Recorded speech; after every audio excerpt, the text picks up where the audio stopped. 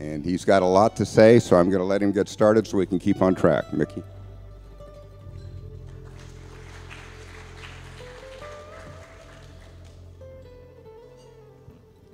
Thanks, Tom. I'm not sure that did my reputation any good, but I do have a reputation of calling a spade a spade. I much would prefer that Tom would tell me where he got the picture of me that's on the flyer here, because if you look carefully at that picture, I have a can of Tecate, and this is the flyer that you have on your desk right now. And in my right hand is a can of Tecate, taken in an outcrop near Hermosillo, Mexico, at a past-producing mine called La Colorado. Does anybody here know what a Mexican cooler is? Okay, a Mexican cooler is a Walmart bag with a 12 Tecate filled with ice, and the cooler part of it is the beer flat. So that can of Tecate came from a very nice day in the field and a very nice spring day, and we were on the outcrop with a Mexican cooler. That said, you can find me at mercenarygeologist.com. In January, we launched a new website in simplified Chinese called mercenarygeologist.asia, because we feel that the Chinese investor interest in the resource market is substantial and untapped. I also have a 24/7 streaming audio, mercenarygeologist.fm, which includes interviews I've done generally over the last 6 weeks to 2 months.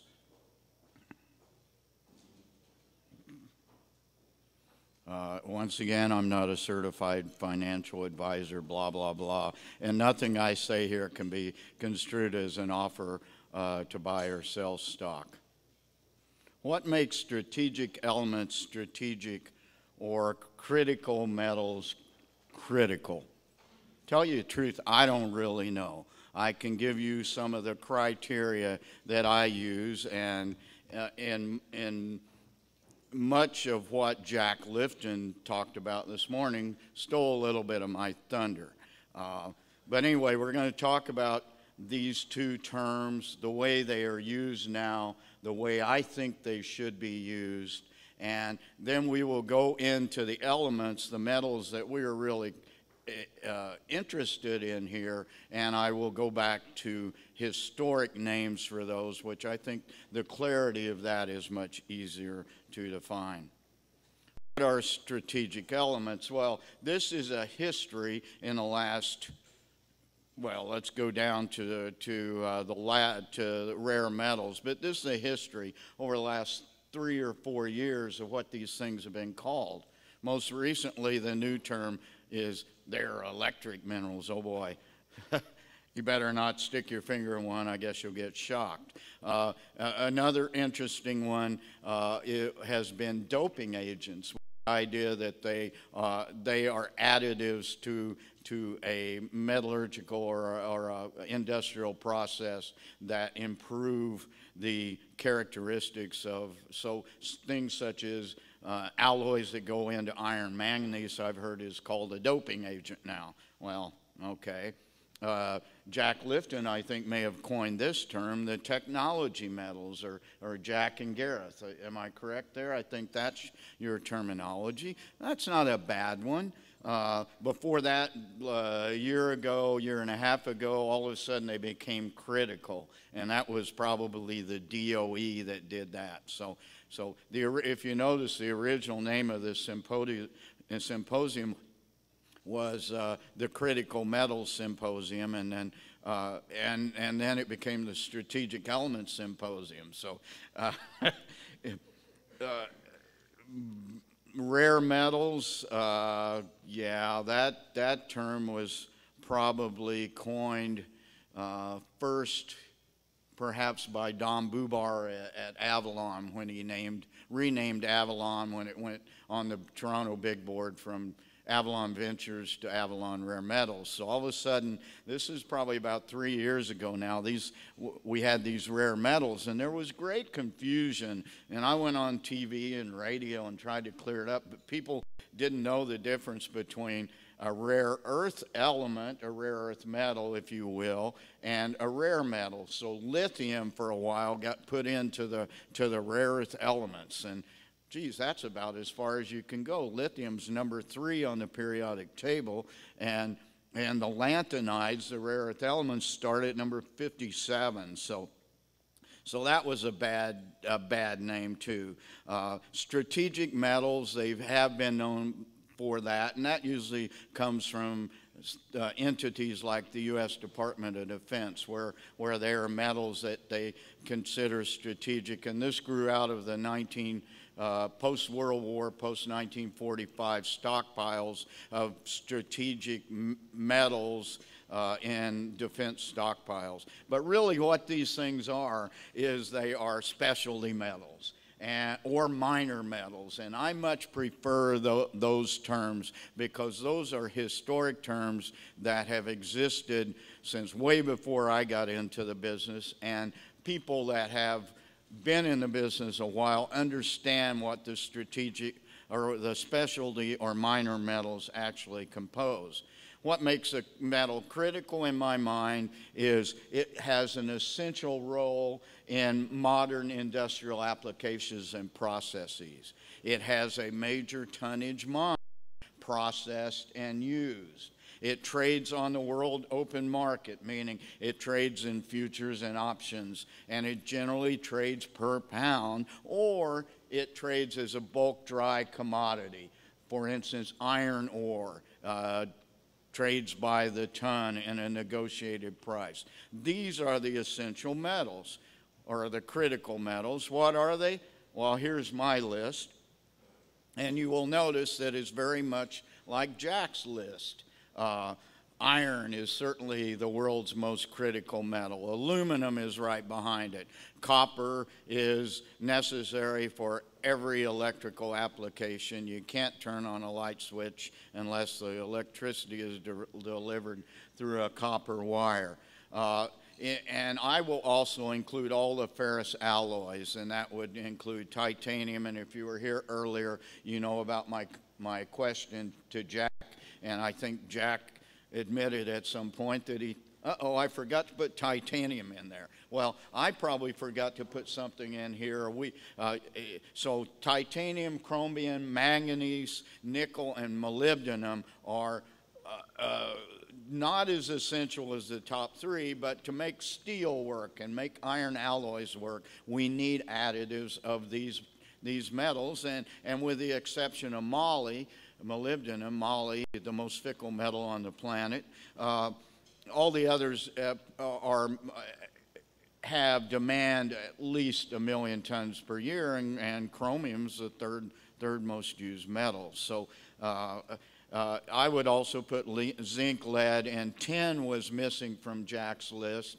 Tin market is about 250,000 tons a year, but it is essential for alloys and essential for soldering. So major industrial process. It's not a big market, but it does trade by the pound on world markets. And finally, and Jack and I will disagree vehemently with Jack on this one, uranium. That is a critical metal. It is, at this point, supplies 14% of the world with its electricity. In the U.S., 20% of our use of, or 20% of our electricity is generated by uranium. That means that 1 out of every 5 U.S. citizens that flicks a light switch is using a pellet of uranium to do that. So uranium is essential to the world's energy needs. I'm very bullish on uranium.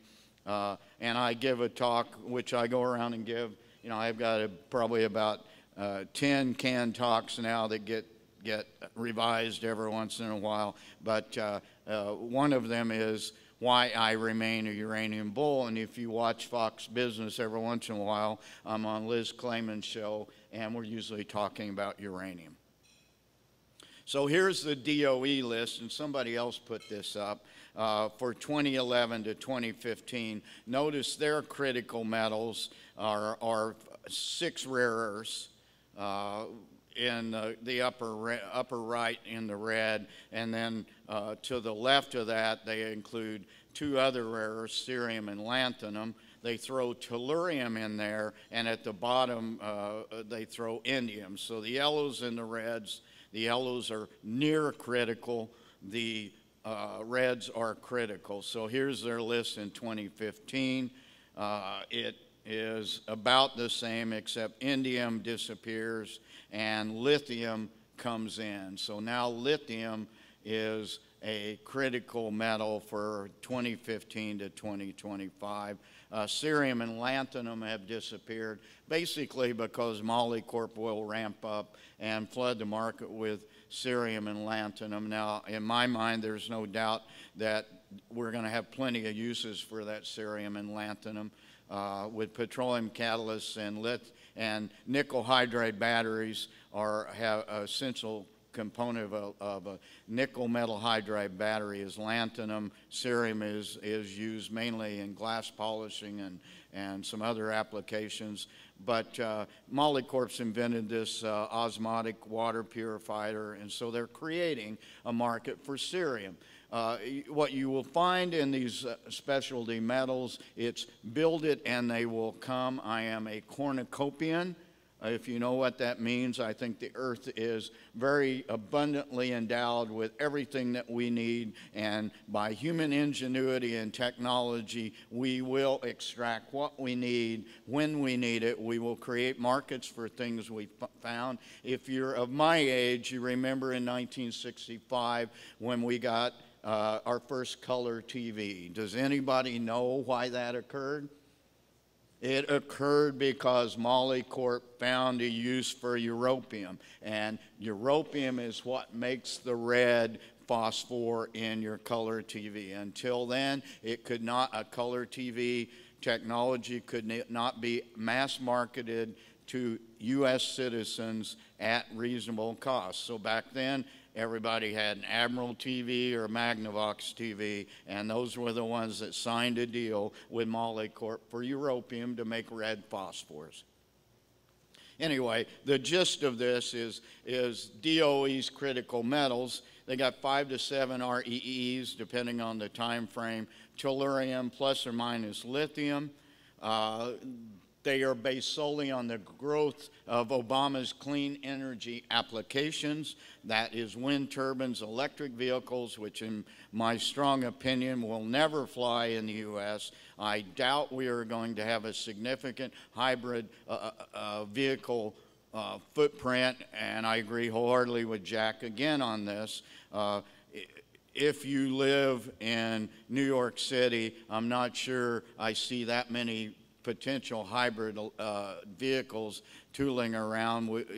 Where they have applications is maybe in taxis and things such as this. But they become, until they are competitive, Americans aren't going to buy them. Right now they are discretionary items for environmentally conscious people, mainly on the west coast of this country, in California and up to Seattle. The government solution to these critical metals, like most government solutions, is fraught with difficulty. They are dependent very much on interagency coordination. That's the byword, so to me that implies more bureaucracy taking my tax dollars to do something that does studies and research and plans and international workshops. But what's going to come out of it is a rare earth element separation plant going to come out of it in the next 5 or 10 years. I seriously doubt that in the United States. Let's look at what Homeland Security tells us about strategic metals. So they don't use critical, they use strategic. And these are based on national and economic security and public health and safety, as you can imagine with Homeland Security. We got to protect ourselves against the next Muslim infidel that tries to blow up the World Trade Center. So list, I think, is more realistic than the DOE. It would include titanium, which is essential for alloying and pigmenting. I mentioned earlier you can't paint a wall white without titanium in the paint. Chromium, essential for strengthening steel. You can't build a washing machine without chromium in your steel. Manganese is essential. Cobalt, although a minor element, is on their list. They also include germanium because of substrates for semiconductor applications, and niobium, the rarest, and tungsten. So from that regard, I would include the last four as specialty or minor metals, which is the theme of this conference. This is way too much to digest. This is the USGS's idea of net import reliance by the U.S. on various metals. All I would encourage you to do is look down, and it looks like something on the order of 15 industrial mineral materials are 100% dependent on imports. And the ones that would be of concern there would be manganese because of the supply of where it comes from, South Africa and Gabon. And that is where the world's major manganese mines occur. And we heard a little bit about manganese today, and it is not my intent to beat up on any company here, but there's an American company that you probably know about that is proposing to mine manganese at a grade of less than 3% manganese. There was a project we heard about earlier where manganese grade was 3 or 4 times that, but I have to tell you that the world's manganese mines, the average grade is 45% manganese. So we are looking at, in projects that are currently on the table in North America, we are looking at grades that are 5 to 10 times less, and personally, I don't think they're going to make it. The other thing to notice in this chart is the dominance of China in most of these materials that we import. There are certainly critical metals within this because of lack of security of supply, and that's basically because of geopolitical risk. Let's go on down, and this is the rest of the chart. And you can see that we're do pretty well in copper and tungsten. A lot of the tungsten we use is recycled tungsten, so this isn't necessarily a mined scenario for the most part. But the thing to really realize is most metals, and we will do away with talking about the industrial minerals on this chart, we are dependent for most of the specialty metals. The world is dependent on China. And the key to this whole thing is China has increased domestic needs, and they are tightening the clamps on exports through taxes, VATs, licenses, tariffs, quotas, etc. And I personally think that's going to continue. So let's get into now what we really want to talk about, the specialty or minor metals. In my opinion, they are non-essential to world economic health.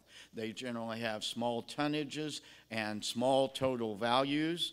If they come from large mines, they are a co-product or a byproduct. They either come from large mines under that scenario, or they are small mines that the concentrating and the processing and the refining are paramount. Economic costs are paramount in this regard. The specialty or minor metals also have these characteristics: sales and marketing opacity. They do not trade on open markets. They are done on offtake or spot contracts. Generally, it's somebody calls up a consumer calls up a producer and says, I need this amount of this material, what's the cost? If they sign long-term offtake contracts, which most specialty metal companies need to do, in my opinion, then those are negotiated. And so they are very, very opaque markets. It's very hard to get reliable supply-demand fundamentals from them. We're dependent on sources like the USGS, which I can go in any commodity, start picking holes with their mineral commodity summaries. The other thing that's key to these things is they are often monopolies or oligopolies. And that makes it very hard for any new producers or any new source to break into the market. And these monopolies or oligopolies can be either country controlled, company controlled, or even deposit controlled. For instance, the U.S. controls the supply of beryllium, of mined beryllium. Probably most people didn't know that. A company, let's look at a company. Well, where does that come from? That's Brush-Wellman, the only significant beryllium miner in the world, and a company that is a mine-to-market scenario for beryllium. And where does that specific company get its beryllium? Spore Mountain, Utah is the only substantial beryllium mine in the world. So you're going to try to break into the beryllium market? Well, maybe. And I'll give you an example of why I'm looking at a beryllium company right now, but there's only one beryllium company.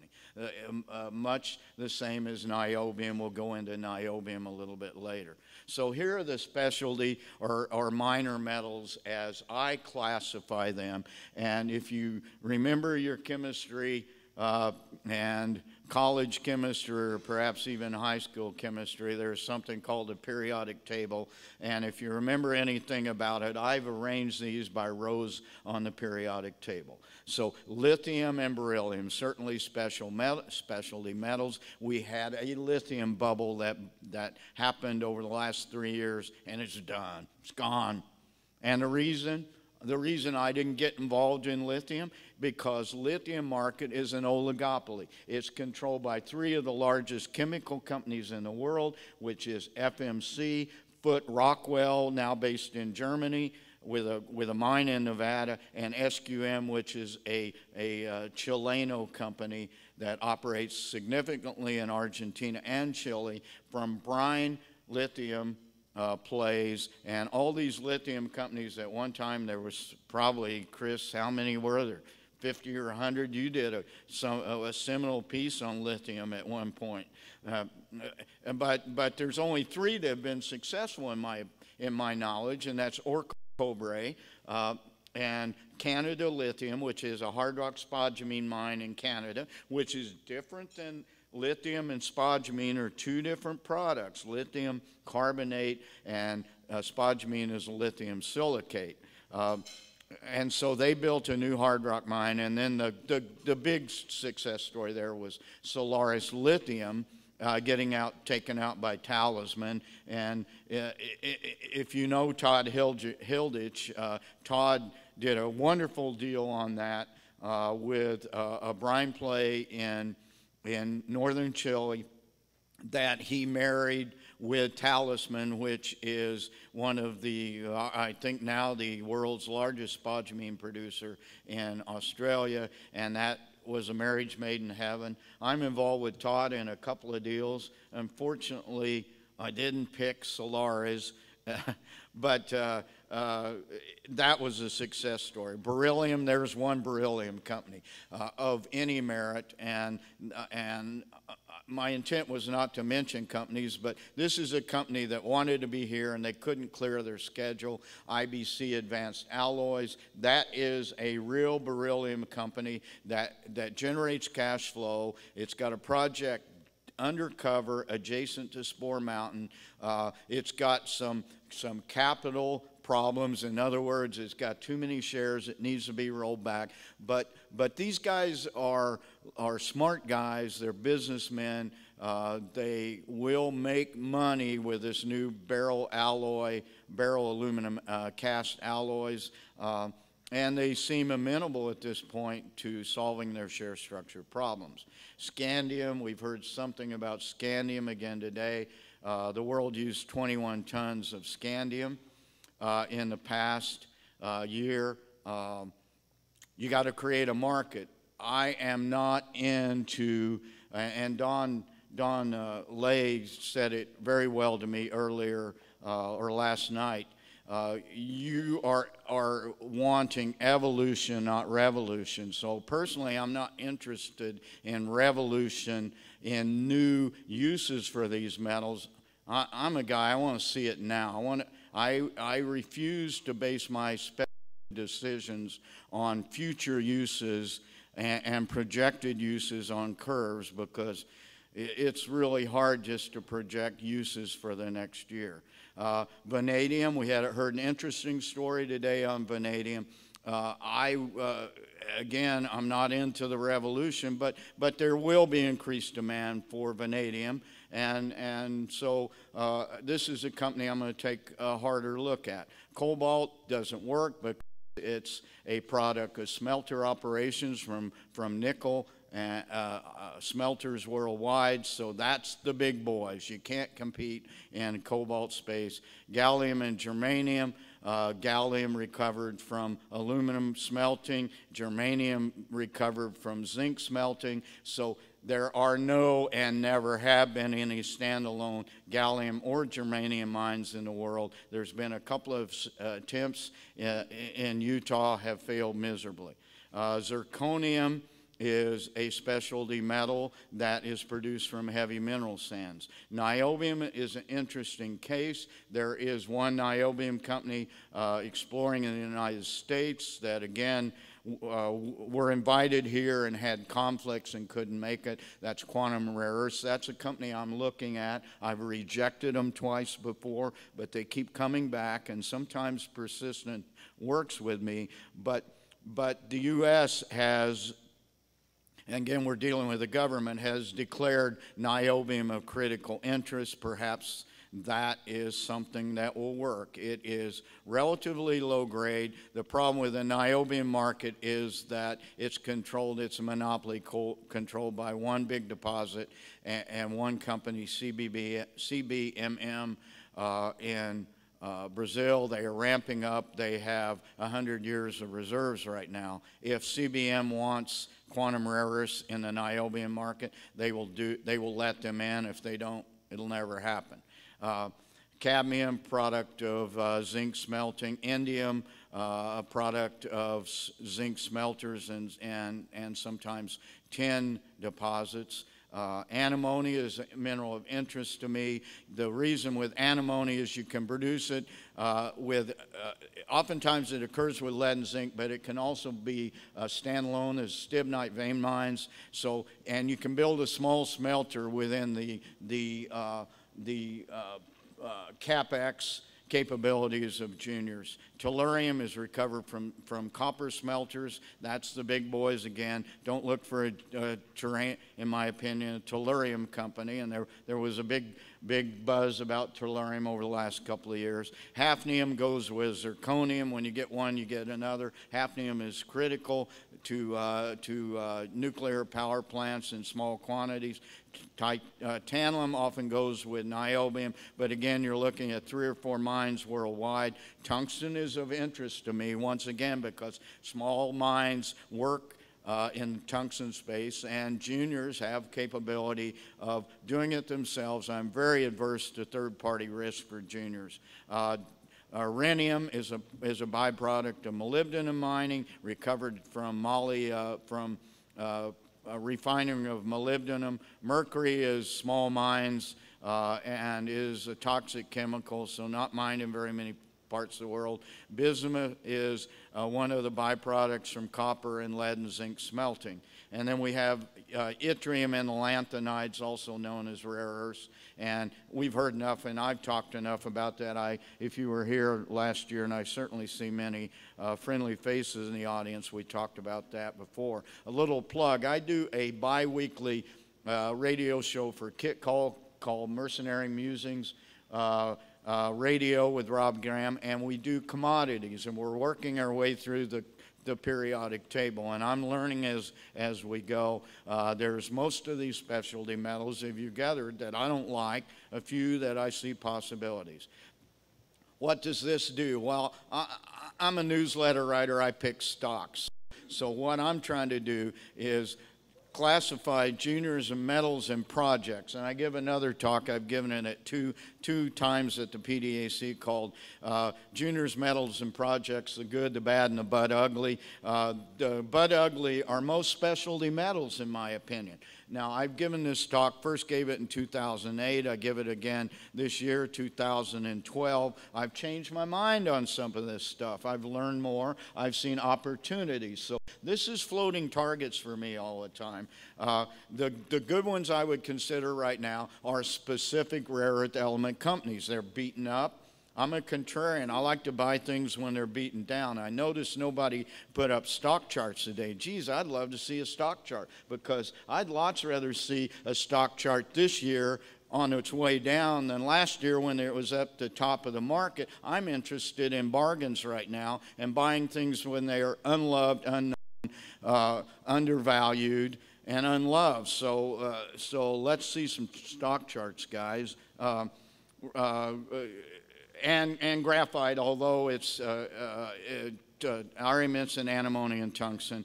Graphite, although it's not a metal, it's a semi-metal, but I'm very bullish on that space, and I've written and spoken about that. These are Mickey's rules of thumb. There's always exceptions, and it changes on a yearly or a 6-month basis.